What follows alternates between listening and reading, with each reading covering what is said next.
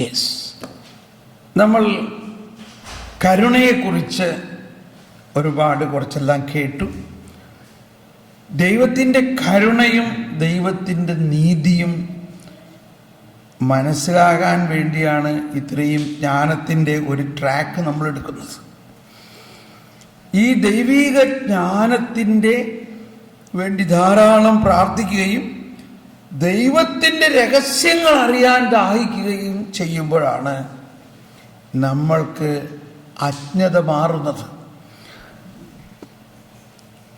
അജ്ഞത മാറുമ്പോഴാണ് ഈ ദൈവത്തിൻ്റെ കരുണയും ദൈവത്തിൻ്റെ നീതി എന്തെന്ന് നമുക്ക് മനസ്സിലാകുക.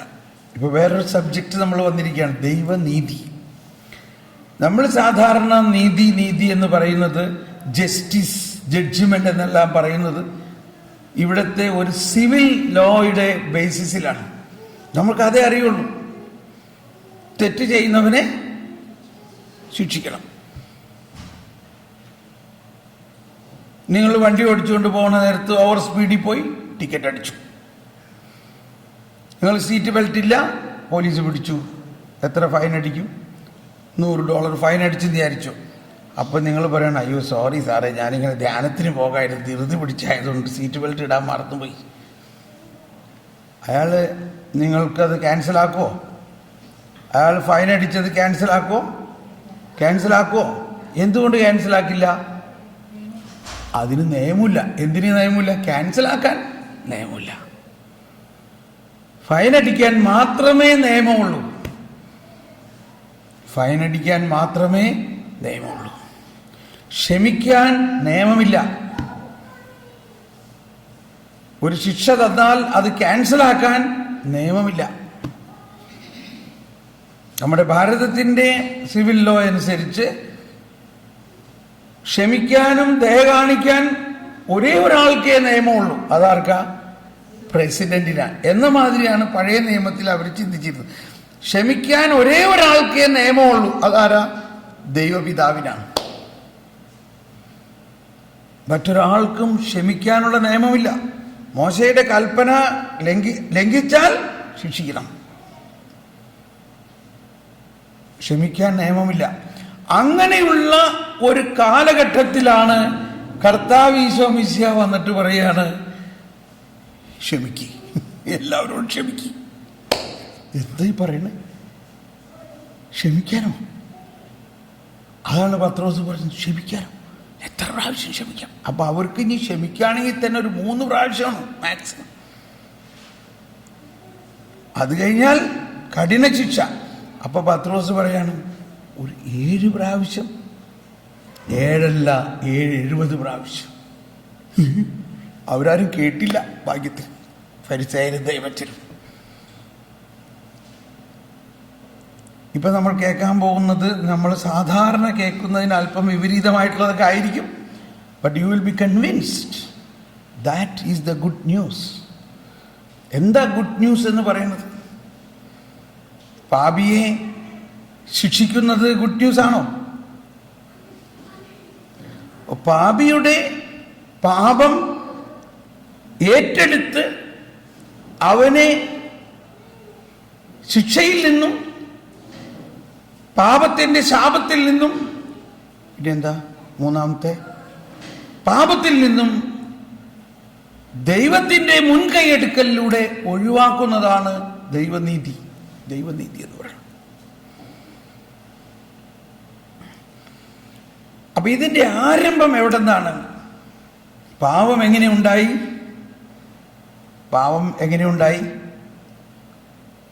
നമ്മൾ ഇന്ന് ചെയ്യുന്ന സകല പാപത്തിൻ്റെയും കാരണം എവിടെ നിന്നാണ്? ആദി മാതാപിതാക്കളുടെ പാപമാണ്, ഉത്ഭവ പാപമാണ്, ഒറിജിനൽ സിൻ.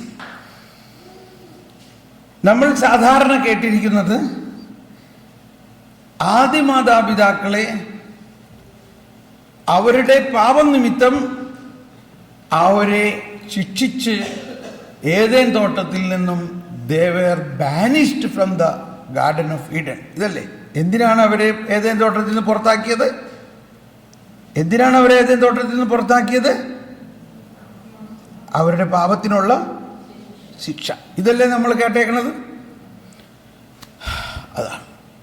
നമ്മൾ അതിനെ ഒന്ന് വിശകലനം ചെയ്യാൻ പോയാണ്. In the light of the wisdom എടുക്കുക, എല്ലാവരും ആ ഭാഗം ഒന്ന് എടുക്കുക. എന്താണ് വാസ്തവത്തിൽ അവിടെ സംഭവിച്ചത്? ഈ original സീനിലുണ്ടായ all what happened on that day in the garden, once you understand, then you will understand the whole Bible in another way, in the light of the mercy. ഈ ഉത്ഭവഭാവ സമയം കാരണം വികലമായ ആദവും ഹവ്വയെയും അവരോട് ദൈവം എങ്ങനെ പെരുമാറി എന്നുള്ളതിൻ്റെ സത്യം മനസ്സിലായാൽ മാത്രമേ കരുണ എന്തെന്ന് നമുക്ക് മനസ്സിലാവുകയുള്ളൂ. കരുണയുടെ വർഷം തീർന്നു. ഇത് നിങ്ങൾക്ക് മനസ്സിലായോ? കരുണയുടെ വർഷത്തിൽ എല്ലാവരും എടുത്ത് വായിക്കാം.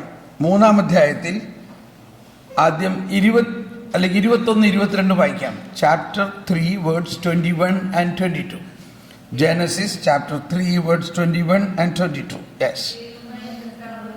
ദൈവമായ കർത്താവ് തോലുകൊണ്ട് ഉടയാട ഉണ്ടാക്കി ആദത്തെയും അവന്റെ ഭാര്യയെയും ധരിപ്പിച്ചു.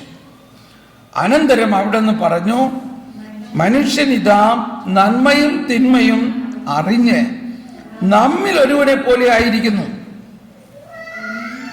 ഇനി അവൻ കൈ നീട്ടി ജീവന്റെ വൃക്ഷത്തിൽ നിന്നുകൂടി പറിച്ചു തിന്ന് അമർത്യനാകാൻ ഇടയാകരുത്. കർത്താവ് അവരെ ഏദേൻ തോട്ടത്തിൽ നിന്ന് പുറത്താക്കി. ഒന്നുകൂടി വായിച്ചേ. ഇനി അവൻ, എല്ലാവരും വായിച്ചേ.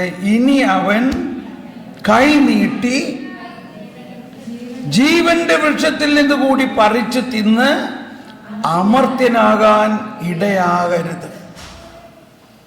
ശ്രദ്ധിക്കണം, ധൃതി പിടിക്കരുത്, സാവധാനം മനസ്സിലാക്കുക. അപ്പൊ ആദ്യം മനസ്സിലാക്കേണ്ടത് അവിടെ വേറൊരു വൃക്ഷം ഉണ്ടായിരുന്നു, ഇല്ലേ? എന്താണ് ആ വൃക്ഷം? ജീവന്റെ വൃക്ഷം.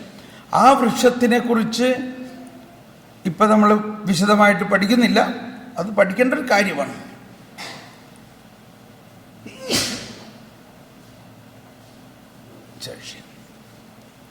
പക്ഷെ ഒന്ന് മനസ്സിലാക്കാം, ജീവന്റെ വൃക്ഷത്തിൽ നിന്ന് ജീവന്റെ വൃക്ഷത്തിന്റെ ഫലം പറിച്ച് ഭക്ഷിച്ചാൽ അപ്പോൾ തന്നെ അമർത്യനാകും.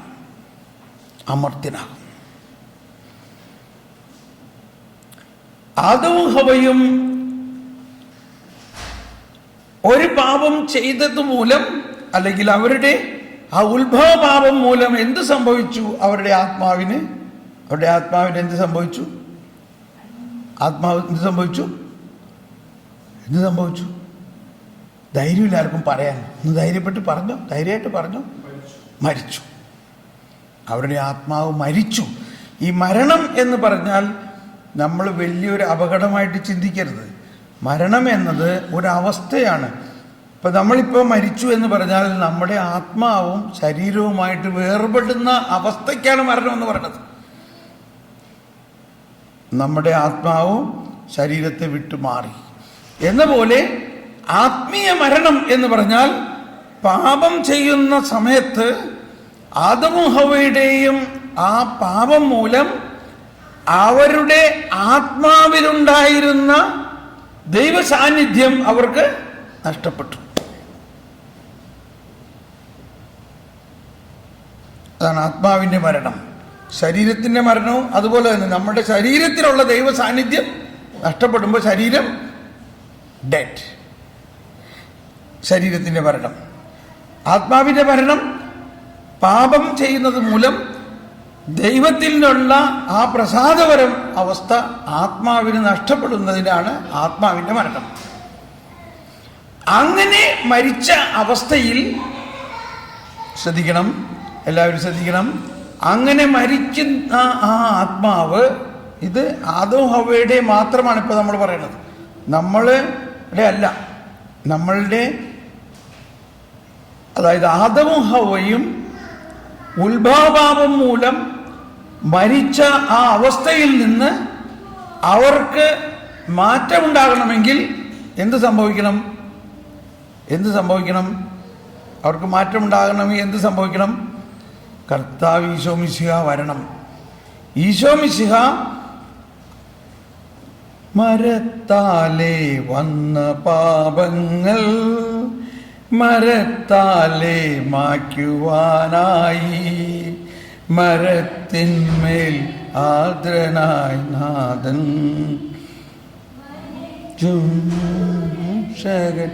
അതാണ് കുരിശിനാൽ അവൻ ലോകത്തെ വീണ്ടെടുത്തു. അപ്പൊ യേശുവിൻ്റെ വരവിലൂടെ, യേശുവിൻ്റെ പീഠാസഹനത്തിലൂടെ നടന്ന ഏറ്റവും വലിയ രഹസ്യം മനുഷ്യവംശത്തിൻ്റെ മുഴുവനും മരണത്തിന് കാരണമായ ഉത്ഭവ പാപത്തെ യേശു ഏറ്റെടുത്തുകൊണ്ട്, യേശു മരിച്ചു എന്ന് പറഞ്ഞാൽ യേശു തൻ്റെ ആത്മാവിനെ അവർക്ക് കൊടുത്തു. യേശു തൻ്റെ ആത്മാവിനെ ഈ മരിച്ച ആദത്തിന്റെ ആത്മാവിനോട് ചേർത്തപ്പോൾ എന്ത് സംഭവിച്ചു? അവർക്ക് ജീവൻ കിട്ടി. അതാണ് by his death he conquered death, by his rising he restored life. അപ്പൊ അവന്റെ മരണത്താൽ അവൻ നമ്മുടെ മരണത്തെ കോൺകർ ചെയ്തു. ആദത്തിന്റെയും ഹവ്വയുടെയും ആ പാപാവസ്ഥയിൽ അവരെ രക്ഷിക്കണമെങ്കിൽ യേശു ക്രിസ്തു വന്ന് യേശു തൻ്റെ മരണത്തിലൂടെ അവരുടെ പാപത്തിന് പരിഹാരം ചെയ്യുമ്പോൾ മാത്രമേ അവർക്ക് രക്ഷ കിട്ടുള്ളൂ. അതുവരെ അവരേതവസ്ഥയിലാണ്? ശ്രദ്ധിക്കണം, എല്ലാവരും ശ്രദ്ധിക്കണം. വളരെ ഇമ്പോർട്ടൻ്റ് ആയിട്ടുള്ള കാര്യമാണിപ്പോൾ. കൊച്ചുകളെ ഒന്ന് വിട്ടേര്, നിങ്ങളിവിടെ ശ്രദ്ധിക്കൂ, ഒരു 5 മിനിറ്റ്സ് ശ്രദ്ധിക്കൂ. അതുവരെ അവരുടെ ആത്മാവ് മരണാവസ്ഥയിലാണ്. കുറച്ചുകൂടി മനസ്സിലാക്കാൻ എളുപ്പത്തിന് വേണ്ടി നരകീയ അവസ്ഥയിലാണ്, അല്ലെങ്കിൽ പൈശാചിക അവസ്ഥയിലാണ്. ഈ പൈശാചിക അവസ്ഥയിൽ അവർ ജീവന്റെ വൃക്ഷത്തിൽ നിന്നെങ്ങാനും പറിച്ചു ഭക്ഷിച്ചാൽ അവർ ഏതവസ്ഥയിൽ അമർത്യരാകും? ഈ മരിച്ച അവസ്ഥയിൽ അവർ അമർത്യരാകും. പിടിയിട്ടില്ലേ? ഒന്നുകൂടി പറയാം. ഇവരുടെ പാപം മൂലം മരിച്ച ആ അവസ്ഥയിൽ യേശു വന്നാൽ മാത്രമേ അവർക്ക് രക്ഷയുള്ളൂ. അതിനു മുൻപ് അവർ ജീവന്റെ വൃക്ഷത്തിൽ നിന്നെങ്ങാനും പറിച്ചു ഭക്ഷിച്ചാൽ അവർ ഈ മരിച്ച അവസ്ഥയിൽ, അല്ലെങ്കിൽ പാപകരമായ അവസ്ഥയിൽ അവർ അമർത്യരാകും. അപ്പൊ അവരാരായി മാറും? പറയും, പിശാചായി മാറും. ഇതായിരുന്നു പിശാചിന്റെ പ്ലാൻ. അത് സംഭവിക്കാതിരിക്കാൻ കർത്താവ് അവരോട് പറയുകയാണ്, മക്കളെ, നിങ്ങൾ ഇനി ഇവിടെ നിന്നാൽ അപകടമാണ്. എന്റെ മേലൊക്കെ കുളിര് പോരണം. നിങ്ങൾ ഇനി ഇവിടെ നിന്നാൽ അപകടമാണ്. നിങ്ങൾ എങ്ങാനും ഈ ജീവന്റെ വൃക്ഷത്തിൽ നിന്ന് പറിച്ചു ഭക്ഷിച്ചാൽ പിന്നെ നിങ്ങളെ രക്ഷിക്കാൻ എനിക്ക് പറ്റില്ല. അതുകൊണ്ട് നിങ്ങൾ ഇപ്പൊ ഇവിടുന്ന് പോയിക്കോ. ഞാൻ ഈ പറുദീസ അടയ്ക്കാൻ പോവുകയാണ് നിങ്ങൾക്ക് വേണ്ടി. കാരണം നിങ്ങൾ ഒരു കാരണവശാലും ഈ അബദ്ധം കാണിക്കരുത്. ഞാൻ കെറൂബുകളെ കൊണ്ട് ജീവന്റെ വൃക്ഷത്തിനെ കാവൽ നിർത്താൻ പോവുകയാണ്. നിങ്ങളോ, നിങ്ങളുടെ സന്തതികളോ, അവരുടെ സന്തതികളോ ഈ ഭാഗത്തേക്ക് വന്നു പോകരുത്. എന്റെ പുത്രൻ ഈശോ മിശിഹ വരും. അവൻ വന്ന് തന്റെ ജീവരക്തം നൽകിക്കൊണ്ട് നിങ്ങളെ രക്ഷിക്കും. അതിന്റെ മുന്നോടിയായിട്ട് ഞാൻ നിങ്ങളെ തുകൽ വസ്ത്രമണിയിക്കുന്നു. കണ്ടോ? അതാണ് 21 പറയുന്നത്. ദൈവമായ കർത്താവ് അവരെ എന്തണിയിച്ചു?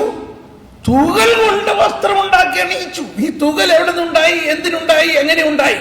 എന്താണ് അതിന്റെ അർത്ഥം? തുകൽ ഉണ്ടായത്, ദൈവമായ കർത്താവ് കുറെ ആടുകളെ കൊന്നു തുകൽ ഉണ്ടാക്കാൻ വേണ്ടി. എന്തിന്? തന്റെ മക്കളെ, പാപം മൂലം വികലമായ അവരെ സംരക്ഷിക്കുന്നതിന് വേണ്ടി.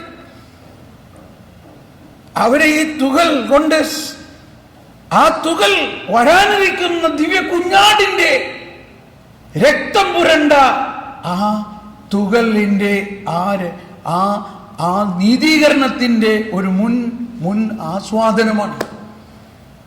ഇവർക്ക് അവകാശമാണ്. യേശു വരും പോകുന്നത് ഇവരെ രക്ഷിക്കാൻ വേണ്ടിയാണെന്നുള്ളതിന്റെ അച്ചാരമായിട്ടാണ് ഇവരെ തുകൽ കൊണ്ട്, ആ രക്തം പുരണ്ട തുകൽ വസ്ത്രം അണിയിച്ചുകൊണ്ട് അവരോട് പറഞ്ഞു, നിങ്ങൾ ധൈര്യമായിട്ട് പോയിക്കോ.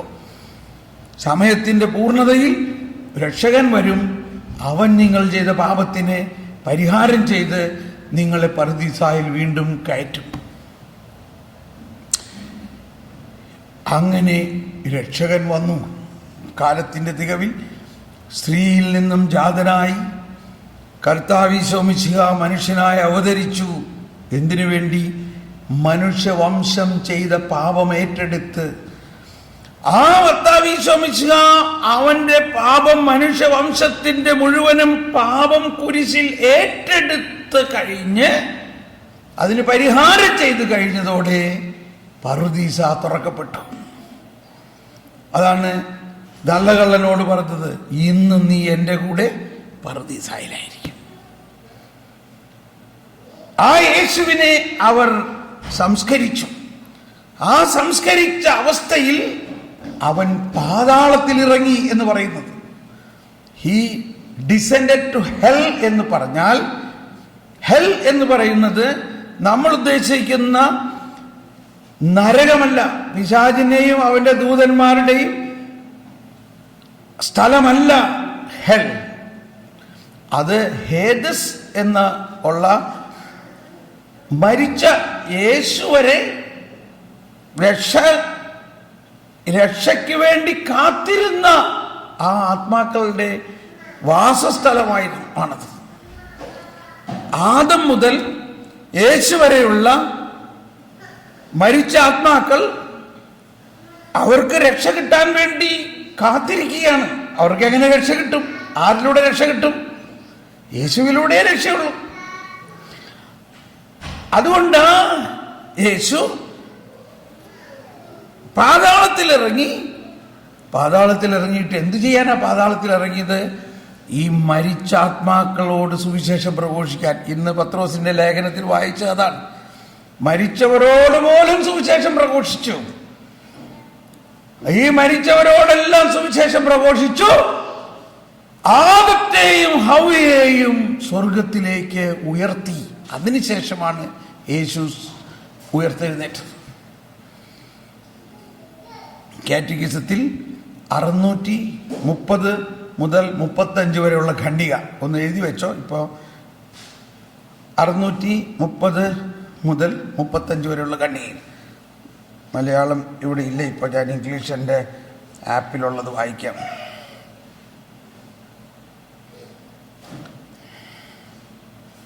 ഇതുണ്ടോ? 635. He descended into hell on the third day. He rose again.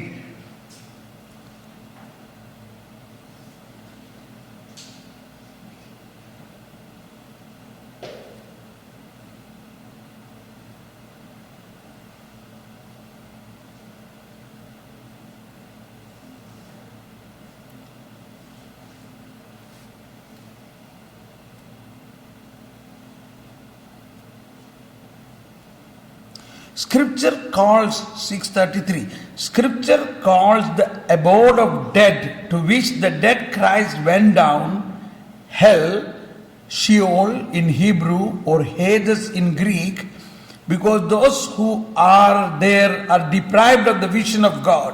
Such is the case for all the dead, whether evil or righteous, while they await the Redeemer.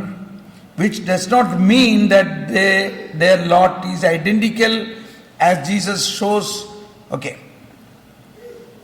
This gospel was preached. Jesus did not. Gospel was preached even to the dead. The descent into hell brings the gospel message of salvation to complete fulfillment. This is the last phase of Jesus' messianic mission. A phase which is condensed in time but vast in its real significance. The spread of Christ's redemptive work to all men of all times and all places, for all who are saved have been made sharer in the redemption.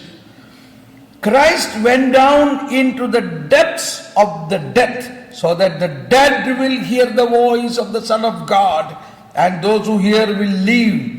Jesus, the author of life, by dying destroyed him who has power of death, that is evil, and delivered all those who, through fear of death, were subject to lifelong bondage. Henceforth, the risen Christ holds the key of death and Hades, so that at the name of Jesus, every knee should bow in heaven and on earth and under the earth. That under the earth is this Hades. Now there is a reflection, and it summarizes like this. He has gone to search Adam, our first father, as for a lost sheep, greatly desiring to visit those who live in darkness and in the shadow of death. He has gone to free from sorrow Adam in his bonds and Eve captive with him. He who is both their God and the son of Eve, I am your God, who for your sake have become your son. I order you, O sleeper, awake. I did not create you to be a prisoner in hell. Raise from the dead, for I am the life of the dead. I am the life of the dead. Christ is risen from the dead. Dying he conquered death. Raising he restored life. ഇതാണ് നമ്മുടെ വിശ്വാസത്തിന്റെ രഹസ്യം. This is the mystery of our faith. Christ is risen from the dead. Dying he conquered death. അപ്പോൾ എപ്പോഴും മനസ്സിലാക്കണം, ഈശോ മരിച്ചു എന്ന് പറഞ്ഞാൽ it is a victory. It is a victory. It is not something very sad. It is a victory over the death because of the sin. So, he descended to hell must be understood. അവൻ പാതാളത്തിലേക്ക് ഇറങ്ങി എന്ന് പറയുന്നത്, പാതാളത്തിലേക്ക് ഇറങ്ങി ആദം വരെയുള്ളവരെ ആ മരണത്തിൽ നിന്നും സ്വർഗത്തിലേക്ക് കൊണ്ടുവന്നു. അവരുടെ പാപം മൂലമുള്ള മരണത്തിന് പരിഹാരം ചെയ്തു. ഇനി മുതൽ അവർ മരിച്ചവരല്ല, അവർ ജീവിക്കുന്നവരാണ്. അതുകൊണ്ടാണ് നമ്മൾ പാടുന്നത്, സ്വർഗം ഭൂമിയിലിറങ്ങി ആദത്തിനും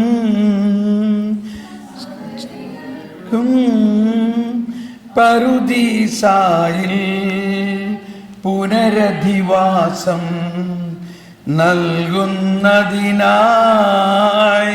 സ്വർഗം തന്നെ ഭൂവിലിറങ്ങി. മഹിതാത്ഭുതമേ, ഒരിക്കൽ കൂടി, സ്വർഗം ഭൂവിലിറങ്ങി ആദത്തിനും സന്തതികൾക്കും പറുദീസായിൽ പുനരധിവാസം നൽകുന്നതിനായി സ്വർഗം തന്നെ ഭൂവിലിറങ്ങി. മഹിതാത്ഭുതമേ. Praise the Lord. നിങ്ങൾക്ക് എന്താ തോന്നുന്ന ഹൃദയത്തിൽ? ഭയങ്കര ഒരു സമാധാനം തോന്നുന്നുണ്ടോ? എന്താ തോന്നുന്നേ? അതോ സംശയം തോന്നുന്നുണ്ടോ? അതോ ഇക്കാലം അത്രയും നമ്മൾ ഇതൊന്നും അറിയാഞ്ഞ എന്തുകൊണ്ടാണ് തോന്നുന്നുണ്ടോ? ഇതാണ് വിശ്വാസത്തിൻ്റെ ഈ മഹാരഹസ്യം. ഇത് മനസ്സിലാകുന്നതിന് ഇപ്പം നിങ്ങൾക്ക് എളുപ്പം മനസ്സിലാവും. എന്തുകൊണ്ട് മനസ്സിലാവും? ദൈവത്തിൻ്റെ നിഗൂഢ രഹസ്യങ്ങൾ പോലും ആത്മാവ് ടേക്ക് കെയർ. ദൈവത്തിൻ്റെ നിഗൂഢ രഹസ്യങ്ങൾ പോലും, എല്ലാവർക്കും രഹസ്യങ്ങൾ കണ്ടുപിടിക്കാനുള്ള വ്യഗ്രത പിള്ളേർക്കൊക്കെ. കീബോർഡാണ് അവരുടെ ഏറ്റവും വലിയ ആകർഷണം. ലാപ്ടോപ്പ് ഇത് വന്ന കീബോർഡിൽ വന്നാൽ ഉടനെ അതിമൊന്ന് കലക്കി നോക്കണം. ഓക്കെ, അപ്പം ഇത് മനസ്സിലായി കഴിഞ്ഞാൽ ചിലപ്പോൾ മുഴുവനും ഇപ്പം മനസ്സിലായിട്ടുണ്ടാവില്ല, സംശയം. തോമസ് പോൾ ഇങ്ങനെയൊക്കെ പറയും, വേറെ ഓരോ അച്ഛന്മാർ ഇങ്ങനെ പറയും. വേറെ ആൾക്കാർ ഇങ്ങനെ പറയുന്നു, എന്താ ശരി? ഇപ്പം ആ അവസ്ഥയിലായിരിക്കാം നിങ്ങളെ. അതുകൊണ്ട് ആ അവസ്ഥയിൽ നിന്ന് നിങ്ങൾ തന്നെ പരിശുദ്ധാത്മാവിനോട് പ്രാർത്ഥിച്ച് ഇതിൻ്റെ സത്യം എന്തെന്ന് മനസ്സിലാക്കണം. I am only giving a clue. ഞാൻ കോട്ട് ചെയ്ത് കാണിച്ചു തന്നു.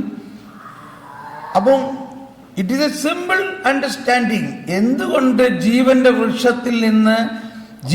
വൃക്ഷത്തിൽ നിന്ന് അവർ പറിച്ച് ഭക്ഷിച്ചാൽ അവർ അമർത്യരാകും. അത് ക്ലിയർ അല്ലേ? അത് അതിൽ തന്നെ എഴുതിയിട്ടുണ്ടല്ലോ. ഇപ്പൊ അവരെന്തവസ്ഥയിലാണ്? മരണാവസ്ഥയിലായിരുന്നു അന്ന്. ആ മരണാവസ്ഥയിൽ, പാപാവസ്ഥയിൽ അവർ ജീവന്റെ വൃക്ഷത്തിൽ നിന്ന് പറിച്ച് ഭക്ഷിച്ചാൽ പാപാവസ്ഥയിൽ അവർ അമർത്യരാകും. പിന്നെ അവരെ രക്ഷിക്കാൻ പറ്റില്ല. ഒരു കൊശവൻ കലമുണ്ടാക്കിയത് കൊണ്ട് പണി പൂർത്തിയായോ? എപ്പോഴാണ് ആ കലമുണ്ടാക്കിയതിന്റെ പണി പൂർത്തിയാകുന്നത്? ഈ കലം ചൂളയിലിട്ട് ചുടുമ്പോൾ എന്ത് സംഭവിക്കുന്നു? ആ കലം അമർത്യമാകും. പിന്നെ അത് ഉടയാൻ പറ്റില്ല, ഇല്ലേ? ഈ ചൂളയിൽ ഇടുന്നതിന് മുൻപ് അത് വെറ്റായിട്ടിരിക്കുകയാണ് ആ കലം, ഇല്ലേ? അത് സോഫ്റ്റാണ്. ആ സോഫ്റ്റ് അവസ്ഥയിൽ അതിൻ്റെ അകത്ത് ഒരു മരക്കഷ്ണം അല്ലെങ്കിൽ ഒരു മരത്തിൻ്റെ പൊടി കയറി, ഒരു മരത്തിൻ്റെ കഷ്ണം അല്ലെങ്കിൽ ഒരു ചെറിയ പൊടി അതുമ്പോൾ പറ്റി. ഈ അവസ്ഥയിൽ അതിനെ ചൂളയിലിട്ട് കഴിഞ്ഞ് എന്തുണ്ടാവും? ആ മരം കത്തിപ്പോവും, കുടത്തിന് തുളയുണ്ടാവും. പിന്നെ ആ കുട കൊണ്ട് പ്രയോജനമുണ്ടോ? മനസ്സിലാവുണ്ടോ? അതൊരു ചിന്തിച്ചാൽ മതി. അപ്പോൾ അതുകൊണ്ടാണ് അയോഗ്യതയോടെ, ഇതൊരു ഉദാഹരണമാണ്, അയോഗ്യതയോടെ വിശുദ്ധ കുർബാന സ്വീകരിക്കരുതെന്ന് പറയുന്നത്. പക്ഷേ നമ്മൾ അയോഗ്യതയായിട്ട് കണക്കാക്കുന്നതല്ല ഇവിടെ പൗലോസ്ലീഹ പറയുന്ന അയോഗ്യത. നമ്മൾ അയോഗ്യതയായിട്ട് കണക്കാക്കുന്നത് ചെറിയ ചില പാപങ്ങളാണ്. അതുകൊണ്ട് അതല്ല അയോഗ്യത. അയോഗ്യത എന്ന് പറയുന്നത് ഇത് കർത്താവിൻ്റെ ശരീരവും രക്തവുമാണെന്നുള്ള വിശ്വാസം ഇല്ലാതെ സ്വീകരിക്കുമ്പോഴാണ് അയോഗ്യത. പ്രധാന അയോഗ്യത ഈ യേശുവിൻ്റെ ഈ സ്വീകരിക്കുന്ന ശരീരവും രക്തവും അപ്പവും വീഞ്ഞുമാണെന്ന് സ്വീകരിക്കരുത്. അത് യേശുവിൻ്റെ ശരീരവും രക്തവുമാണെന്നുള്ള വിവേചനത്തോടെ സ്വീകരിക്കണം. ഈ കുർബാനയിൽ ഉടനീളം പറയുന്നത് എന്താ? ഇത് നിങ്ങളുടെ പാപമോചനത്തിനായി ഞാൻ നൽകുന്ന എൻ്റെ ശരീരമാകുന്നു. കർത്താവിന്റെ ശരീരവും രക്തവും നിങ്ങളുടെ പാപമോചനത്തിനും നിത്യജീവനും ആകട്ടെ എന്ന് പറഞ്ഞുകൊണ്ടാണ് നമുക്ക് തരുന്നത്, ഇല്ലേ? അപ്പോൾ വിശുദ്ധ കുർബാന സ്വീകരിക്കുമ്പോൾ വാസ്തവത്തിൽ നമ്മുടെ പാപം പൂർണ്ണമായിട്ട് മോചിക്കപ്പെടാൻ വേണ്ടിയാണ്. എന്നിരുന്നാലും മാരകമായ പാപം ചെയ്തവർ കുമ്പസാരിച്ചിട്ട് വേണം സ്വീകരിക്കണം എന്നതാണ് സഭയുടെ പ്രബോധനം. പക്ഷേ വിശുദ്ധ കുർബാന എന്തിനുള്ളതാ? പാപമോചനത്തിനുള്ളതാണ്. നമ്മുടെ സീറോ മലബാർ കുർബാനയിൽ 33-ലധികം പ്രാവശ്യം പറയുന്നുണ്ട്, ഇത് നിങ്ങളുടെ പാപങ്ങളും കടകളും പുറത്ത് സ്വർഗരാജ്യത്തിൽ നവമായ ജീവിതം പ്രദാനം ചെയ്യട്ടെ. ഉണ്ടോ? വിശ്വാസപൂർവ്വം നമ്മൾ സ്വീകരിച്ച ദിവരഹസ്യങ്ങൾ കടങ്ങളുടെ പൊറുതിക്കും പാപങ്ങളുടെ മോചനത്തിനും കാരണമാകട്ടെ. അതിനു മുമ്പ് വൈദികൻ വിശുദ്ധ കുർബാന സ്വീകരണം കഴിഞ്ഞതിന് ശേഷം കാസയും പീലാസയും തുടയ്ക്കുന്ന സമയത്ത് പ്രാർത്ഥിക്കാം, മനുഷ്യവർഗത്തിന്റെ പ്രത്യാശയായ ക്രിസ്തുവേ, ഞങ്ങൾ സ്വീകരിച്ച ദിവരഹസ്യങ്ങൾ ഞങ്ങളുടെ ശിക്ഷാവിധിക്ക് കാരണമാകാതെ. ഇത് പറയുമ്പോൾ ഉടനെ ആരെങ്കിലും ചാടിപ്പോയി, അപ്പൊ ശിക്ഷാവിധി ഉണ്ട്. എങ്ങനെയായാലും ഈ ശിക്ഷാവിധിനെ കുറിച്ച് ഒന്ന് വിശ്വസിച്ചാലേ മനുഷ്യന് സമാധാനമാവുള്ളൂ. കർത്താവ് ശിക്ഷിക്കുന്ന ദൈവമല്ല, രക്ഷിക്കുന്ന ദൈവമാണെന്നുള്ളത് വിശ്വസിക്കാൻ നമുക്ക് ബുദ്ധിമുട്ടുണ്ട്. എന്തുകൊണ്ടാണ്? നമ്മൾ ചെറുപ്പം മുതലേ ആദത്തെയും ഹവ്വയെയും ശിക്ഷിച്ച് പുറത്താക്കി എന്ന് വിശ്വസിക്കുകയാണെങ്കിൽ നമ്മൾ ഒരു ശിക്ഷാവിധിയുടെ ഒരു ലെവലിലായിരിക്കും നമ്മുടെ ജീവിതം മുഴുവനും. നമ്മുടെ ധ്യാനം യൂട്യൂബിലൂടെ കൂടിയ ചില ചേച്ചിമാര് പറയാണ്, എൻ്റെ ബ്രദറേ, ഇത്രയും ധ്യാനം ഞാൻ കൂടിയിട്ടു ഇന്നലെയും കൂടി എൻ്റെ കൊച്ചിനോട് ഞാൻ പറഞ്ഞതേ, മര്യാദയ്ക്ക് ഭക്ഷണം കഴിച്ചില്ലെങ്കിൽ തമ്പായി നല്ല അടിവെച്ചേർട്ടാ. അങ്ങനെയാണോ കൊച്ചുങ്ങൾക്ക് ഭക്ഷണം കൊടുക്കണം നിങ്ങൾ? അപ്പൊ കൊച്ചുങ്ങളോട് ചെറുപ്പം മുതലേ നമ്മൾ അവരെ, തമ്പായി ആരാ? തമ്പായി ഒരു പോലീസുകാരന്റെ മാതിരിയാന്നാ, തമ്പായി ശിക്ഷിക്കും, തമ്പായി ശിക്ഷിക്കും, അങ്ങനെ പേടിപ്പിച്ചു. ഇങ്ങനെ ഒരു പേടിപ്പെടുത്തുന്ന ഒരു ഫിനോമിന അല്ല ദൈവം. ഓർക്കുന്നുണ്ടോ? എനിക്ക് നിന്നെ ഭയമായിരുന്നു. ആ നാണയം കിട്ടിയ ആളെന്താ? എനിക്ക് നിന്നെ ഭയമായിരുന്നു, നീ കർക്കശക്കാരനാണെന്നും എനിക്കറിയാമായിരുന്നു, അതുകൊണ്ട് ഞാൻ കുഴിച്ചിട്ടു. അപ്പൊ നമ്മൾ ഈ ആദമും ഹവ്വയുടെയും ഈ വിസ്മയനീയമായ രക്ഷാകര പദ്ധതി അതിൻ്റെ അന്തരാർത്ഥത്തിൽ മനസ്സിലായി കഴിയുമ്പോൾ രക്ഷയുടെ രഹസ്യം നമ്മുടെ ഹൃദയത്തിൽ ശരിക്കു പതിയും. കാരണം ആദവും ഹവ്വയും, ഈ നമ്മൾ ഇന്ന് ലോകത്തിലുള്ള സകല പാപത്തിന്റെയും കാരണക്കാരാരാ? ആദവും ഹവ്വയാ. അവര് പണ്ടേ സ്വർഗത്തിലെത്തിയിരിക്കണം. എന്നിട്ട് നമ്മളിപ്പോഴും അവരെ ശിക്ഷിച്ചു എന്ന് പറഞ്ഞുകൊണ്ടിരിക്കുകയാണെങ്കിൽ, do we know the truth? അതാണ് ഇതിന്റെ കെട്ടഴിഞ്ഞു കഴിയുമ്പോൾ നമ്മൾ ഫ്രീ ആവും. ഇപ്പൊ അമ്മച്ചിമാരെന്താ ചിന്തിക്കണേ? എൻ്റെ തോമസ് പോളെ, ഞാൻ ഇത്രയും വയസ്സായപ്പോൾ ഇപ്പോഴെങ്കിലും ഇത് കേൾക്കാനുള്ള ഭാഗ്യം ഉണ്ടായല്ലോ. ആദവും ഹവ്വയെയും ശിക്ഷിച്ചു എന്നും ചിലവർ നരകത്തിലാണെന്ന് വരെ വിചാരിച്ചിരിക്കുന്നുണ്ട്. പക്ഷേ അവരെ ദൈവം ശിക്ഷിക്കുകയല്ല ചെയ്തത്, അവരെ രക്ഷിക്കുകയാണ് ചെയ്തത്. ഇനി എന്തെങ്കിലും ചോദ്യം ഇതിലുണ്ടെങ്കിൽ ഇപ്പൊ ചോദിക്കാം. ഇതിനെക്കുറിച്ച് എന്തെങ്കിലും ചോദ്യമുണ്ടെങ്കിൽ ചോദിച്ചോളൂ. ഇതങ്ങ് ക്ലിയർ ആവണം. ഇത് ക്ലിയറായി കഴിയുമ്പോഴാണ് കരുണ എന്തെന്ന് നമുക്ക് മനസ്സിലാവുള്ളൂ. ദൈവം രക്ഷിക്കുന്ന ദൈവമാണെന്നും കരുണയുടെ, ഇപ്പോ ദൈവം കരുണയാണ്. പുതിയ നിയമത്തിൽ മാത്രമല്ല, പഴയ നിയമത്തിലും ദൈവം ഒരാൾ തന്നെയാ, ദൈവം കരുണ തന്നെയാ.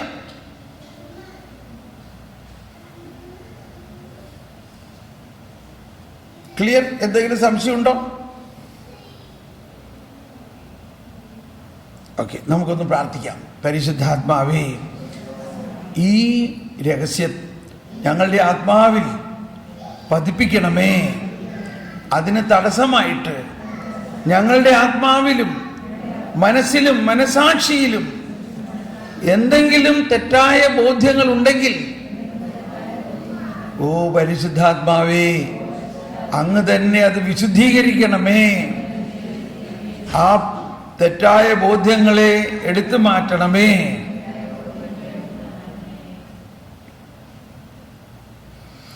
ആദത്തിനും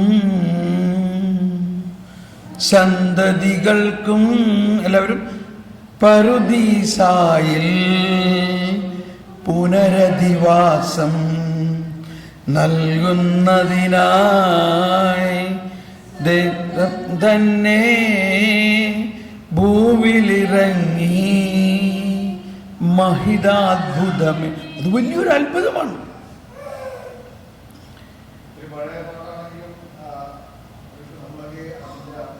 ഇത് പഴയ പാട്ടൊന്നുമല്ല, നമ്മൾ മരിക്കുമ്പോഴേ പാടണുള്ളൂ എന്നുള്ളത്. ഇതിപ്പോ എല്ലാ ശവസംസ്കാര ശുശ്രൂഷയിലും പാടുന്ന പാട്ടാണ് ഇപ്പൊ.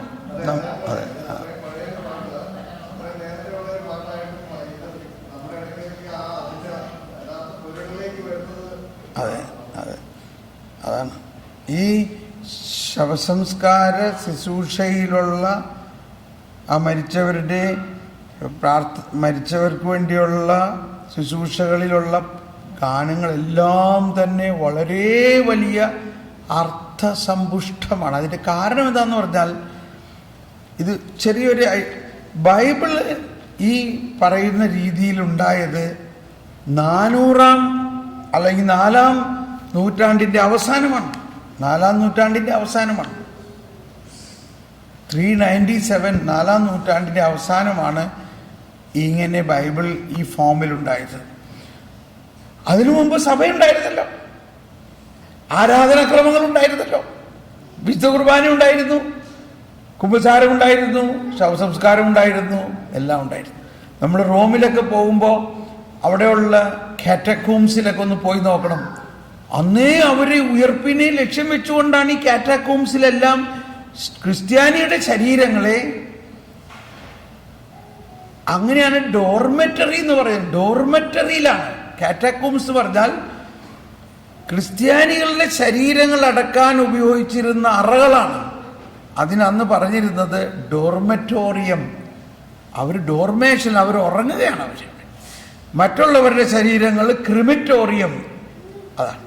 ഇങ്ങനെ രണ്ട് ഭാഗത്തായിരുന്നു റോമിൽ ശവസം. ക്രിമിയേഷൻ, ക്രിമിറ്റോറിയവും ഡോർമെറ്റോറിയവും. അപ്പോൾ ഈ ഡോർമെറ്റോറിയമാണ് പിന്നീട് കാറ്റാക്കോംസ് എന്ന് പറഞ്ഞ് വന്നത്. ആ ഡോർമെറ്റോറിയത്തിൽ, ആ കാറ്റാക്കോംസിന്റെ താഴെ നമ്മൾ പോവുകയാണെങ്കിൽ ക്രിസ്ത്യാനികളുടെ ശരീരം ഇങ്ങനെ മരിച്ചവരിങ്ങനെ അടക്കുന്നത് അതിൻ്റെ അകത്ത് ഇങ്ങനെ കിടത്തി വെച്ചിട്ട് എന്നിട്ട് ആ ചുമരിലെല്ലാം ഉയർപ്പിൻ്റെയും മഹത്വത്തിൻ്റെയും ചിത്രങ്ങളൊക്കെയാണ് അതിൽ കാണിക്കുന്നത്. വലിയ പ്രതീക്ഷയോടെ ഇൻസെൻസിങ് എല്ലാം നടത്തിയിട്ട്. പക്ഷെ ഇപ്പം ആ ബോഡിയൊക്കെ അവിടെ നിന്ന് എടുത്ത് മാറ്റി അവർ. ഓക്കെ, അപ്പം ഞാൻ പറഞ്ഞു വന്നത്, ആ കാലഘട്ടത്തിൽ ആദ്യ നൂറ്റാണ്ടിൽ ബൈബിൾ ഉണ്ടായിരുന്നില്ല. പക്ഷേ ഈ ശുശ്രൂഷകളുടെ ഈ ഗാനങ്ങളും ഇതെല്ലാം അന്ന് ഉണ്ടായിരുന്നു. നമ്മുടെ മലയാളം പുസ്തകത്തിലുള്ള പാട്ടുകളൊക്കെ പണ്ടേ അങ്ങനെയുള്ള ആ ഭാഷകളിൽ നിന്ന് ട്രാൻസ്ലേറ്റ് ചെയ്തൊക്കെ വന്നിട്ടുള്ളതാണത്. ഓക്കെ, അപ്പോൾ അത് വേണമെങ്കിൽ നിങ്ങളൊരു പ്രാവശ്യം ഒന്ന് വായിക്കണം, നല്ലതാണ്. 2 ഹോംവർക്ക് പറയാം. ഒന്ന്, നമ്മുടെ കുർബാന പുസ്തകം, നമ്മുടെ കയ്യിലുള്ള ഈ കുർബാന പുസ്തകം ഒരു പ്രാവശ്യം വീട്ടിലിരുന്ന് ഒന്ന് പൂർണ്ണമായിട്ട് വായിക്കുക. അതിൽ എഴുതിയിരിക്കുന്ന കാര്യങ്ങൾ വലിയ രഹസ്യങ്ങളാണ്. അത് മുഴുവനും വായിക്കുമ്പോൾ തന്നെ നമ്മൾക്ക് കരുണ ഹൃദയത്തിൽ നിറയും. ചെറിയൊരു ഉദാഹരണം, അതിൻ്റെ ഓരോ പേജിലും കരുണയെക്കുറിച്ച് 2 പ്രാവശ്യം മുൻപ് പറഞ്ഞിട്ടുണ്ടാവും. അപ്പോൾ ഈ പുസ്തകത്തിൽ എത്ര പ്രാവശ്യം കരുണയെക്കുറിച്ച് പറഞ്ഞിട്ട് നോക്ക്. കരുണാനിധിയായ കർത്താവേ, കരുണാസമ്പന്നനായ ദൈവമേ, കരുണമാണ്. ഇങ്ങനെ കരുണ കരുണ കരുണ എന്നുള്ളത് മിക്കവാറും എല്ലാ പ്രാർത്ഥനയിലുണ്ട്. പക്ഷേ കുർബാനയെല്ലാം കഴിഞ്ഞ് പുറത്തേക്ക് ഇറങ്ങി കഴിഞ്ഞാൽ സംഭവം അവിടെ പോയി അറിഞ്ഞൂടാ. അതാണ് ഇനി ഞാൻ പറയാൻ പോകുന്നത്. അപ്പൊ ഈ കരുണ, ദയ, ഈ നീതി, ഈ കർത്താവ് ഈശോ മിശിഹായിലൂടെ, ഈ കരുണ ഈ കുർബാനയിലൂടെ, കൂദാശകളിലൂടെ നമ്മളിൽ ഉണ്ട്, നമുക്ക് ലഭിച്ചു കഴിഞ്ഞിരിക്കുന്നു. കഴിഞ്ഞോ ഇല്ലയോ? നമ്മെ ജീവിപ്പിക്കുന്ന കർത്താവ് ഈശോ മിശിഹായുടെ കൃപാവരം, അവിടുത്തെ കാരുണ്യത്താൽ നാം എല്ലാവരിലും സമ്പൂർണ്ണമാകട്ടെ. It is done. പക്ഷെ എങ്കിലും ഇനിയാണ് പ്രാക്ടിക്കൽ സിറ്റുവേഷൻ. നമ്മുടെ ജീവിതത്തിൽ ഇത് കഴിഞ്ഞ് പുറത്തിറങ്ങി വീട്ടിൽ ചെന്ന് കഴിയുമ്പോൾ എന്താ അമ്മച്ചി, വീട്ടിൽ ചെന്ന് കഴിയുമ്പോൾ കേട്ടോ, വീട്ടിൽ ചെന്ന് കഴിയുമ്പോൾ അവിടുത്തെ ഒരു ഡ്രാമ ഞാൻ അവതരിപ്പിക്കാൻ പോവുകയാണ്. വീട്ടിൽ ചെന്ന് കഴിയുമ്പോൾ ഭർത്താവോ മക്കളോ ഒക്കെ രാവിലെ പള്ളിയിലൊന്നും വരാണ്ട് നമ്മൾ രാവിലെയൊക്കെ എഴുതിയിട്ട് പള്ളിയിലൊക്കെ പോയി കുർബാനയൊക്കെ സ്വീകരിച്ച് കരുണ കടലായിട്ട് വന്നിരിക്കുകയാണ് കേട്ടോ. അവര് പള്ളിയിലൊന്നും പോകാണ്ട് അവിടെ ഇരുന്ന് ചായയും കാപ്പിയൊക്കെ ഉണ്ടാക്കി 2 സിഗരറ്റും ഒക്കെ വലിച്ച് ആ ചായ കുടിച്ച കപ്പ് ആ മുമ്പിലത്തെ മേശമ്മ തന്നെ കിടക്കണം. അതവിടെ മറിഞ്ഞ് കുറച്ചൊക്കെ ഒഴുകിയും കിടക്കണം. ഇതും കണ്ടുകൊണ്ടാണ് അമ്മച്ചി കുർബാന കഴിഞ്ഞ് അങ്ങനെ ചെല്ലണത്. എന്തായിരിക്കും അവിടുത്തെ സീൻ? നമ്മളിവിടെ കുർബാനയുടെ സകല വിശുദ്ധിയും ഉൾക്കൊണ്ടുകൊണ്ട് വന്നിരിക്കുകയാണ്. ഇത് കാണുമ്പോഴേക്കും നമുക്ക് അങ്ങ് പിരികേറും. എന്ത് കാണിച്ചേക്കണത്? ആ ചായ കുടിച്ച കപ്പ് അവിടെ അതേമാതിരി ഇടാനാണോ? അത് പോയി നിങ്ങൾക്ക് കഴുകി വെക്കായിരുന്നില്ലേ? എത്ര പ്രാവശ്യം നിങ്ങളോട് പറഞ്ഞിട്ടുള്ളതാണ് ചായ കുടിച്ചു കഴിഞ്ഞാൽ അത് വേണ്ട മാതിരി കഴുകി വെക്കണം. നിങ്ങൾക്ക് എന്താ ഒരു കപ്പ് കഴുകിയാൽ? അപ്പോഴേക്കും ഉറങ്ങിക്കിടന്ന കൊച്ചുമോനെ എഴുന്നേറ്റ് വന്നിട്ട് പറയാൻ, അമ്മച്ചി പള്ളിയിൽ പോയി വന്നിട്ട് ഇങ്ങനെ ബഹളം ഉണ്ടാക്കണം എന്താണ്? അങ്ങനെയാണെങ്കിൽ പള്ളിയിൽ പോകാത്ത ഞങ്ങളാണല്ലോ നല്ലത്. മതിയായില്ലേ?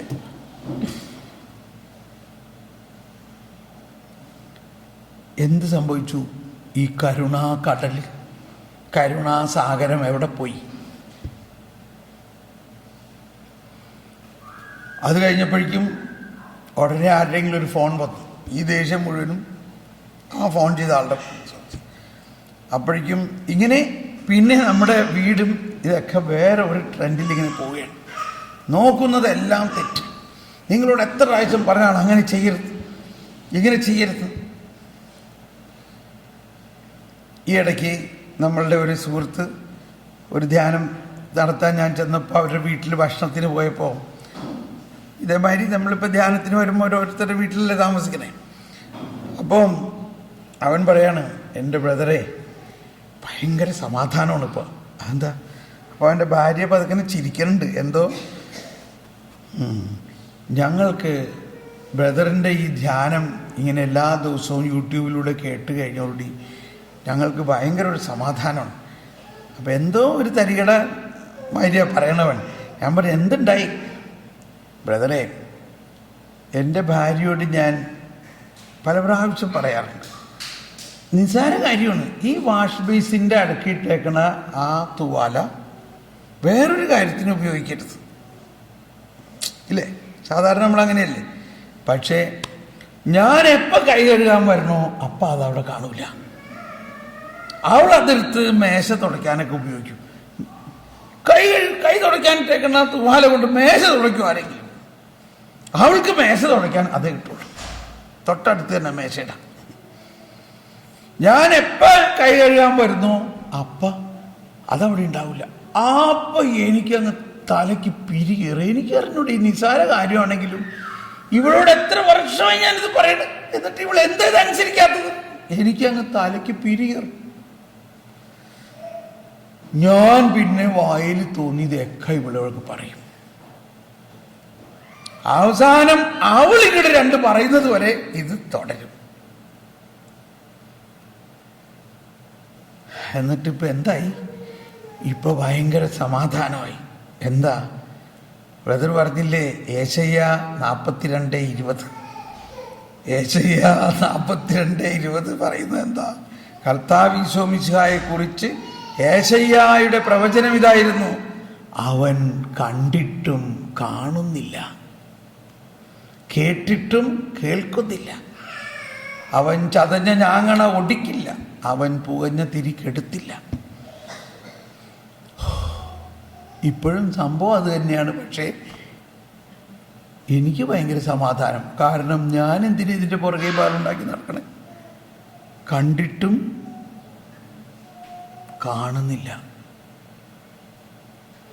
കർത്താവ് ഈശോ മിശിഹ വന്നിട്ട് എല്ലാവരുടെയും പാപങ്ങളെ തോണ്ടി തോണ്ടി കാണിച്ചോ അവിടെ. നീ എന്താ അങ്ങനെ ചെയ്യാഞ്ഞത്? നീ എന്താ ഇങ്ങനെ ചെയ്യാഞ്ഞത്? എത്ര പ്രാവശ്യം പറഞ്ഞിട്ട് ഇങ്ങനെ ചെയ്യരുത്? എത്ര പ്രാവശ്യം പറഞ്ഞിട്ട് ഇങ്ങനെ ചെയ്യരുത്? പിന്നെ എന്തുകൊണ്ടാണ് ഇങ്ങനെ ചെയ്യണേ? എത്ര പ്രാവശ്യം ഞാൻ ഇതേമാതിരി പറയുകയാണെങ്കിൽ ഞാൻ അടിച്ച് പുറത്താക്കൂട്ടാ. ഇങ്ങനെയൊക്കെ വല്ലതും കർത്താവ് ഈശോ മിശിഹായോ മാതാവോ ഔസേപ്പിതാവോ ആരെങ്കിലും പറഞ്ഞതായിട്ടുണ്ടോ? അവരെല്ലാവരും the most silent persons in the Bible മാതാവും ഔസേപ്പിതാവും. എന്നാൽ അവരെ പോലെ വിശുദ്ധരായ ആരുമില്ല. പക്ഷെ അവരാരുടെയും അശുദ്ധിയോ ആരുടെയും കുറ്റമോ കണ്ടുപിടിച്ചിരുന്നില്ല എന്നതാണ് അവരുടെ പുണ്യം.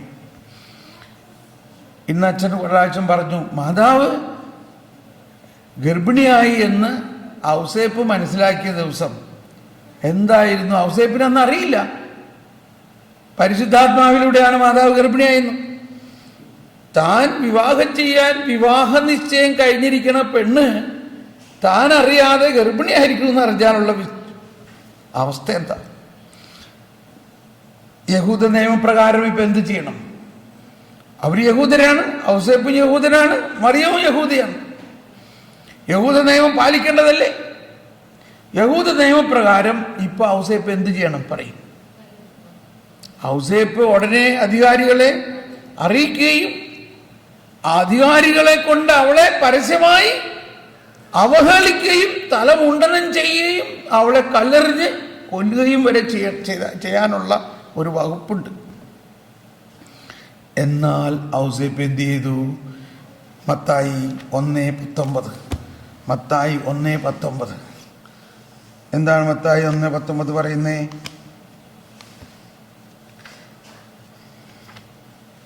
എല്ലാവരും ഒന്ന് വായിച്ചേ. മത്തായി 1:19.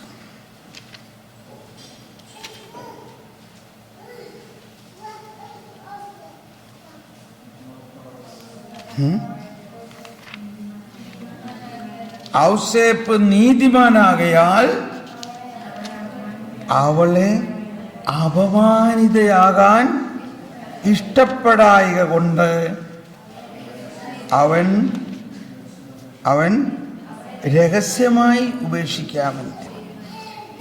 ഇത് എന്നെ വളരെ സ്പർശിച്ചിട്ട് ഇത് നിങ്ങളെ വളരെയധികം സഹായിക്കും.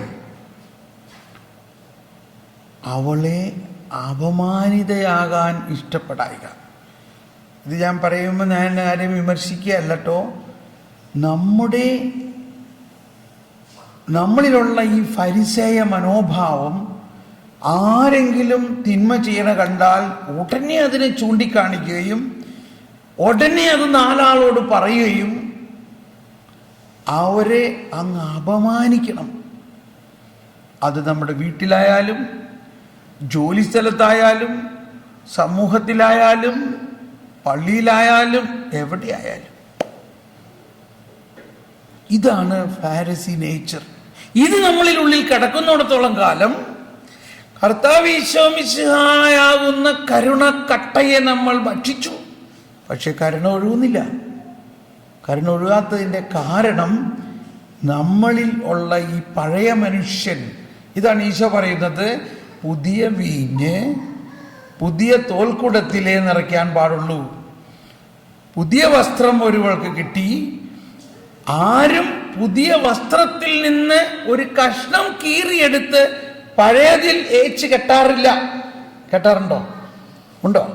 എളുപ്പം മനസ്സിലായല്ലോ ഇല്ലേ?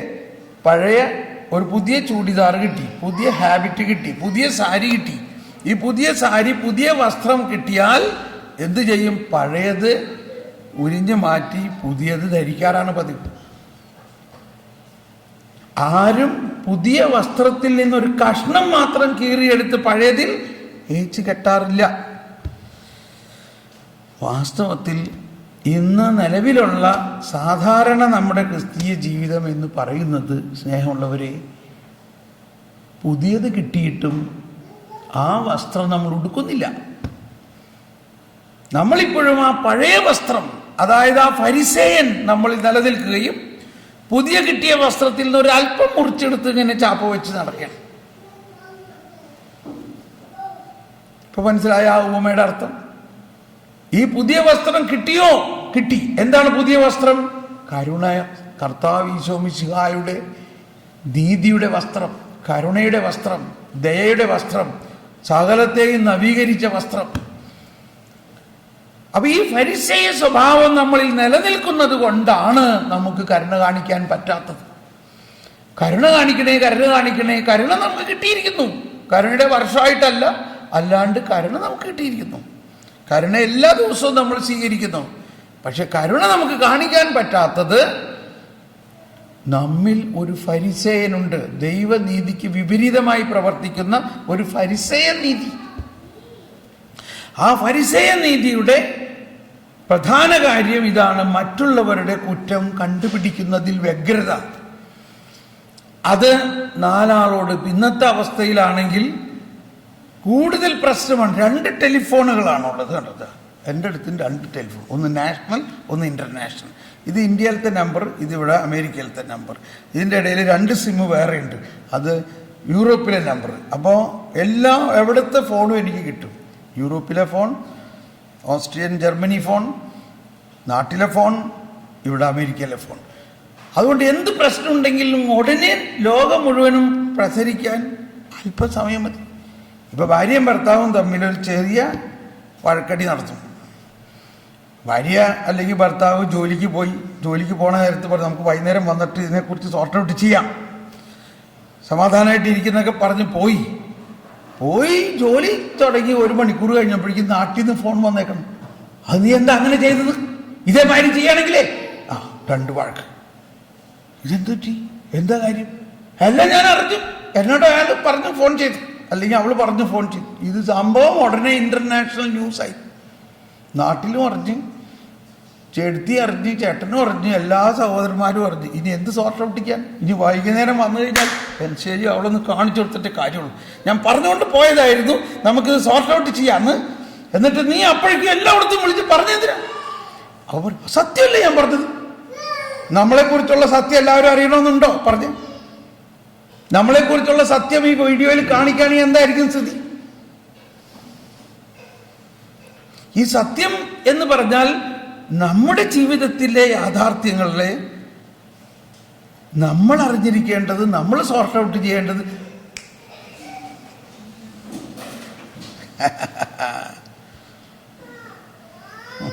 ഇല്ല, ഡോണ്ട് വറി.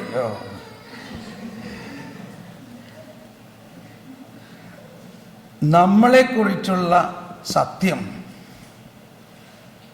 ചെയ്ത കാര്യമല്ലേ പറഞ്ഞത്. ചെയ്ത കാര്യം നമ്മൾ ചെയ്ത കാര്യം എല്ലാവരോടും പറയേണ്ട ആവശ്യമുണ്ടോ? ശ്രദ്ധിക്കേ, ഇറ്റ് ഈസ് വെരി ഈസി. ഇനി നിങ്ങൾക്കിത് എളുപ്പം സാധിക്കും. എങ്ങനെ സാധിക്കും? കണ്ടിട്ടും കാണാതിരിക്കും. നമ്മൾ മറ്റൊരാളുടെ കുറ്റം ആരോടും പറയരുത്. ഇപ്പൊ ഇന്നത്തെ ഇത് നോക്കി, മറിയം ഗർഭിണിയായിരിക്കുന്നത് ഔസേപ്പ് അവളെ അപമാനിതയാകാതെ, നമ്മുടെ ഭാര്യ, നമ്മുടെ ഭർത്താവ് അപമാനിതയാകുന്ന രീതിയിൽ നമ്മൾ സംസാരിക്കുകയാണെങ്കിൽ അവിടെയാണ് നമുക്കുണ്ടാകേണ്ട വലിയ ഒരു വ്യത്യാസം. നമ്മുടെ ഏതെങ്കിലും വ്യക്തി ഇത് ഇപ്പം നമ്മളിതങ്ങ് പഠിച്ചു കഴിഞ്ഞാൽ ശരിക്കും നമുക്ക് പറ്റണില്ല. ഇപ്പം എനിക്ക് ഒരാളെ കുറിച്ചും ഒരു കുറ്റം കണ്ടുപിടിക്കാൻ എനിക്ക് പറ്റണില്ല. എന്നോട് പലരും ചോദിക്കും, ബ്രദർ എന്താ അവരോട് ചോദിക്കാത്തത്? കാണണില്ലേ? എല്ലാവർക്കും അറിയാം ഞാൻ ആരോടും കുറ്റം പറയാറില്ല. ഐ മീൻ നമ്മുടെ ടീമിലുള്ള ആൾക്കാരോട് തന്നെ. പിന്നെ ഞാൻ ബാക്കിയുള്ളവർ, ഞാൻ പറഞ്ഞതുകൊണ്ട് വേണോ അവർ രാവിലെ പള്ളിയിൽ പോകുന്നു, അവർ ഉച്ചയ്ക്ക് പള്ളിയിൽ പോകുന്നു, അവർ കുർബാനയുടെ മുമ്പിൽ ഇരുന്ന് പ്രാർത്ഥിക്കുന്നു. ഇപ്പം ഞാൻ അവരോട് എന്താ പറയണ്ടേ? കർത്താവ് വിശ്വസിച്ച് അവരിലുണ്ട്, പരിശുദ്ധാത്മാവ് അവരിലുണ്ട്, അവർ ദൈവസ്വരം ശ്രവിക്കുന്നവരാണ്. എന്നിട്ടും അവരെന്തെങ്കിലും തെറ്റ് ചെയ്യുന്നുണ്ടെങ്കിൽ തെറ്റ് ചെയ്യട്ടെ. കർത്താവ് അറിയുന്നുണ്ട്, കർത്താവ് കരുണയാണ്, കർത്താവ് അത് കൃത്യസമയത്ത് നയിച്ചോളും. ഞാൻ പോയിട്ട് അവരോട് തിരുത്താൻ പറയണില്ല.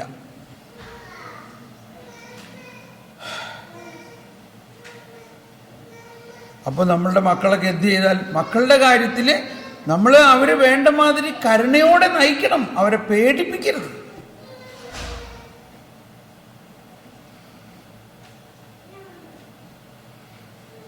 യെശയ്യാ 42:20 എന്താ പറയുന്നത്? അവൻ കണ്ടിട്ടും കാണുന്നില്ല. അങ്ങനെ ഒരു ദിവസം ഒന്ന് നിങ്ങൾ ട്രൈ ചെയ്യണം. ഒരു ദിവസം, ഓക്കെ? ഇന്ന് രാത്രി, ഇന്ന് വൈകുന്നേരത്തെ ഒരു ദിവസം, അറ്റ്ലീസ്റ്റ് അര ദിവസം, ഇന്ന് വൈകുന്നേരം കണ്ടിട്ടും കാണുന്നില്ല. ഭയങ്കര പരീക്ഷണമായിരിക്കും കേട്ടോ. നമ്മളെ ഒരിക്കലും ഇല്ലാത്തമായിരുത്ത ഭയങ്കര പരീക്ഷണങ്ങൾ വരും. പക്ഷെ അപ്പോഴും നിങ്ങൾ മിണ്ടരുത്. ഇവർ ഫോൺ ചെയ്യും, നമ്മളെ അങ്ങ് അവഹേളിക്കും. നിനക്ക് അറിഞ്ഞൂടെ, അങ്ങനെ ചെയ്തെന്താണ്, ഇങ്ങനെ പറഞ്ഞെന്താണ്, നീ ചോദിക്കേണ്ടതായിരുന്നില്ലേ, നീ എന്താ മിണ്ടാതിരിക്കണോണ്ടാണ് ഇങ്ങനെയൊക്കെ. മിണ്ടണ്ട, മിണ്ടാതെ ഒന്നിരുന്ന് നോക്ക്.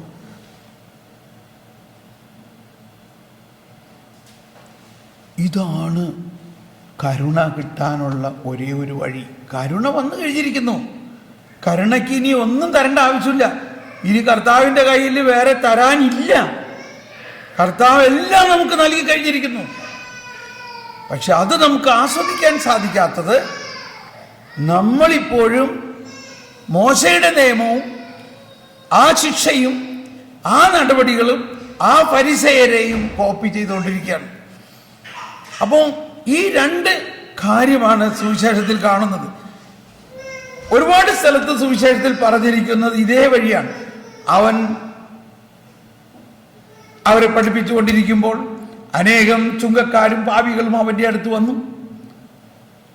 എന്നാൽ ഫരിസേയരും നിയമജ്ഞരും അത് കണ്ട് പിറുപിറുത്തുകൊണ്ടിരുന്നു. ഒരു ട്രയാങ്കുലർ സിറ്റുവേഷൻ. കരുണാസമ്പന്നനായ കർത്താവിൻ്റെ അടുത്ത് പാപികൾ വന്ന് അവനെ തൊടണു, അവരെ ഉമ്മ വയ്ക്കണു, ചില പെണ്ണുങ്ങൾ വന്നിട്ട് അവൻ്റെ തലയിൽ ലേപനം ഒഴിക്കണു. ഇതൊക്കെ കണ്ടു നിന്നിട്ട് ഫരിസേയർക്കാണ് ചൊറിഞ്ഞു കയറിയാണ്. എന്താണ് അവൻ ചെയ്തത്? അവളൊരു പാപിനിയാണെന്ന് അറിഞ്ഞൂടെ? അവളെ കൊണ്ട് അവനെ തൊടിക്കാമോ? കർത്താവിനൊരു പ്രശ്നമില്ല പാപികളുമായിട്ട്. പ്രശ്നം മുഴുവൻ ആർക്കാ? ഫരിസേയർക്കാണ്. ഇത് നമ്മൾ ബൈബിളിൽ ഇഷ്ടംപോലെ വായിച്ചിട്ടുള്ളതാണ്. ഞാനിഷ്ടം പോലെ വായിച്ചിട്ടാണ്. പക്ഷേ ഈ കഴിഞ്ഞ 5 വർഷമായിട്ട് എനിക്ക് മനസ്സിലായി, നമ്മളിൽ ഈ ട്രയാങ്കുലർ സിറ്റുവേഷൻ. എന്താണ് ഈ ട്രയാങ്കുലർ സിറ്റുവേഷൻ? ഇപ്പോൾ ലൂക്ക 15 നമ്മൾ മുടിയനായ പുത്രൻ്റെ കഥയൊക്കെ പറഞ്ഞ് ഒരുപാട് ആളുകളെ പീഡിപ്പിക്കാറുള്ളതാണ്. അത് ആരോട് പറഞ്ഞ ഉപമയാണ്? ആരോടാണ് ഈ ഉപമ പറഞ്ഞിരിക്കുന്നത്? മുടിയനായ പുത്രൻ്റെ ഉപമ പറഞ്ഞിരിക്കുന്നത് ഫരിസേയരോടാണ്. അവൻ അവരോട് ഈ ഉപമ പറഞ്ഞു. അതിൻ്റെ ക്ലൈമാക്സ് മുടിയനായ പുത്രനല്ല, അവൻ്റെ ജ്യേഷ്ഠനാണ്. ലൂക്ക 15 ആദ്യം നോക്കിയോ? ലൂക്ക 15 1, 2 വചനം എന്താ പറയുന്നത്?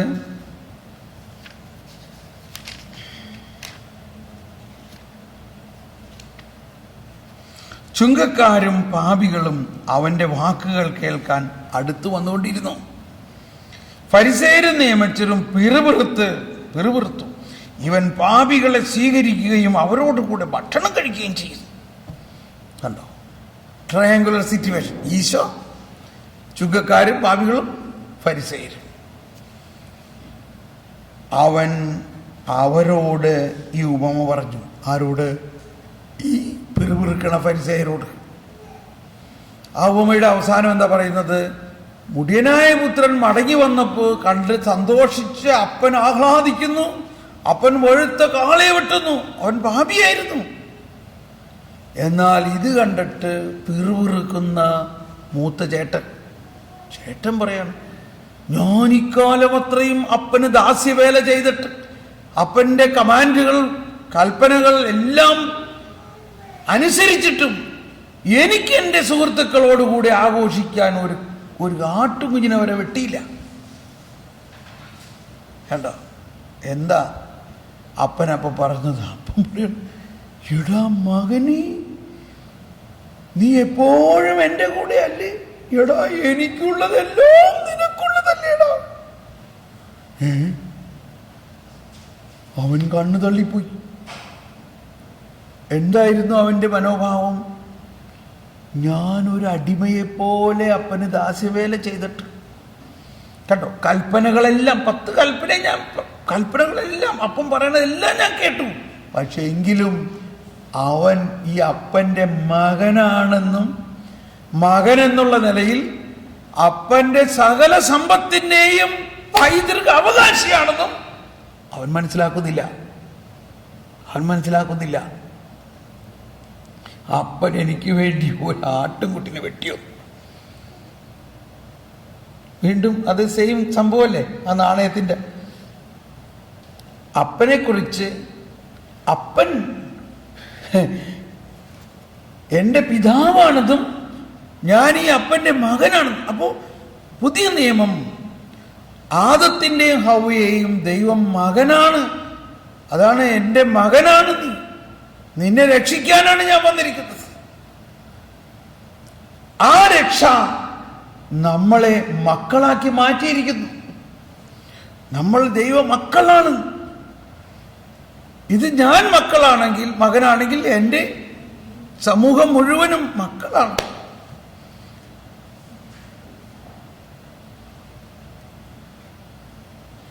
അപ്പൊ നമ്മളിനി കുമ്പസാരിക്കേണ്ട ഒരു കുമ്പസാരം എന്താണെന്നറിയാമോ? അപ്പൊ ഞാൻ പെട്ടെന്ന് എനിക്ക് ഈ വെളിപാട് കിട്ടി. ദൈവമേ, എൻ്റെ ഉള്ളിൽ ഇപ്പൊ എന്താ അവസ്ഥ? ഈ 3 പേരുണ്ട്. ഞാൻ ഒരു ചെറിയ പാപിയാണ്. എൻ്റെ ഉള്ളിൽ കർത്താവ് ശോഭിച്ചുണ്ട്, എങ്കിലും ഞാൻ പാപിയാണ്, ഇല്ലേ? എന്നാൽ എൻ്റെ ഉള്ളിലുള്ള പാപത്തെക്കുറിച്ച് കർത്താവിന് അത്ര വലിയ സങ്കടമൊന്നുമില്ല. കാരണം കർത്താവ് ശോഭിച്ച പാപത്തിന് പരിഹാരം ചെയ്തതാണ്. ഞാനത് വിശ്വസിക്കുകയും ചെയ്യുന്നു. പക്ഷേ എൻ്റെ ഉള്ളിൽ വേറെ ആരുണ്ട്? എൻ്റെ ഉള്ളിൽ വേറൊരാളുണ്ട്. അതാരാ? ഒരു വലിയ ഫരിസേയൻ. എല്ലാവരെയും കുറ്റം കണ്ടുപിടിക്കുന്ന ഒരാൾ. സ്നേഹമുള്ളവരെ, ഞാനിത് അറിഞ്ഞ ദിവസം ഉണ്ടല്ലോ, ഇന്നേ വരെ ഞാൻ അതുപോലെ കുമ്പസാരത്തിന് ഓടിയിട്ടില്ല. അവസാനം